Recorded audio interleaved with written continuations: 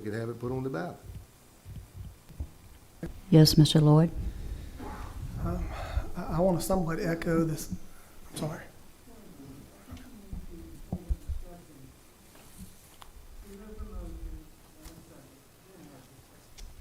Okay.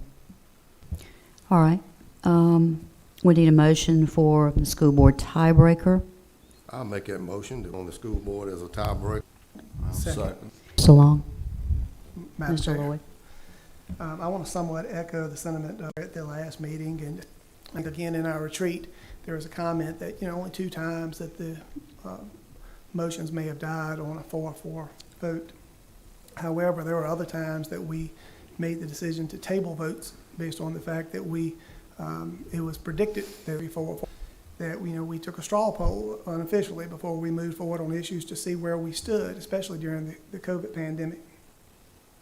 But mostly, I'm going to argue that it's illogical for a board to consist of 8 members, any even number of members, not just 8, but any even number of members, because it's the county stuff when we can't move forward on 4. Win or lose on a vote, that's as important as the county or the school system, in this case, has some form of progress. With an even number, we're not allowed. So I do want Mr. Moser's comment.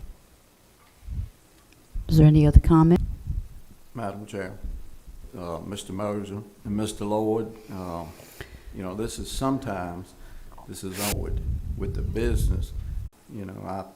I think it would be crazy for none of us. We should vote for this so we can move forward. I know it's been several times that we've had lengthy discussions.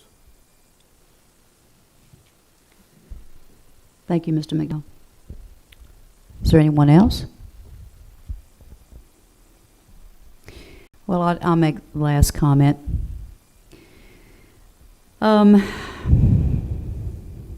I did make I did talk about this last month, and I did ask our clerk to go back and look. We had been in a position where there was a 4-4 tie. And it was when we were getting ready to vote whether to send our children back or not. The second time was to nominate a chair. And I just want to point this out, as was brought up this evening. In 2000, because they could not elect a chair.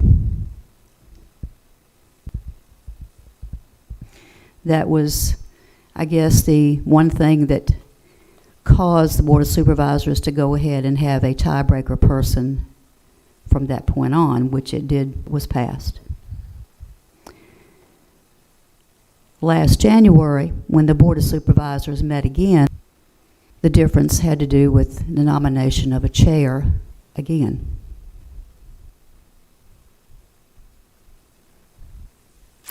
And again, because there was a tiebreaker then present, then of course the issue was settled and Mr. Pinnell was met for last year. I don't think we need like the Board of Supervisors. 8 of us occasion. There's only been 2 occasions in 5 years. And in discussing with other individuals who have served on the board, eyes have not been consistent. The board has been able to do things for the benefit in the county. So I'm against a tiebreaker because I think we need to, and I think, to use the words of Mrs. Coleman in December, we need to learn how to. So I would not be in favor of further discussion on the tiebreaker. Ms. Fraley. Yes, sir. Madam Chair. I hear your comments, and I can also hear when you argue with and having a tiebreaker that with the opinions of another elected official, weakness, strength of the county. None of us can predict how that vote may go on any issue, just like we can't often predict how the votes will go on the current board. But my argument is we allow for the county to have one more voice. Now, the voice is not replacing the voice